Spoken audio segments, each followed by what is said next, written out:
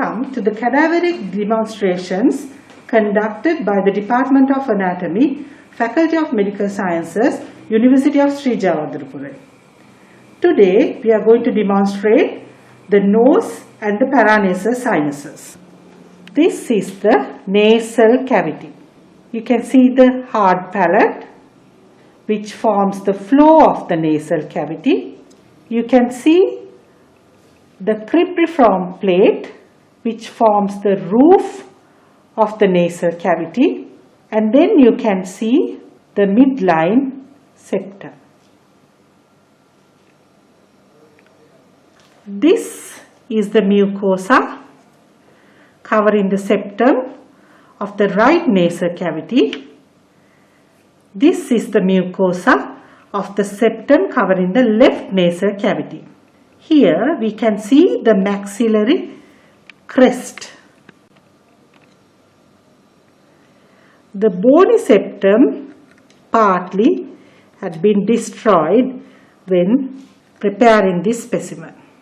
There are three turbinates coming onto the nasal cavity. This is the inferior turbinate. This is the middle turbinate. That is the superior turbinate. Again, if I retract this down, you can see the superior turbinate, the middle turbinate, and the inferior turbinate. The space underneath the turbinate is called the meatus. So here we have the inferior meatus and the nasolacrimal duct drains to it. Here we have the middle meatus, to which multiple sinuses including maxillary, ethmoids, as well as the frontal sinus opens. To the superior meatus, posterior ethmoidal cells open, and to the space called the sphenoethmoid recess here. To the sphenoethmoid recess, the sphenoid sinus opens. We can see the paranasal sinuses also.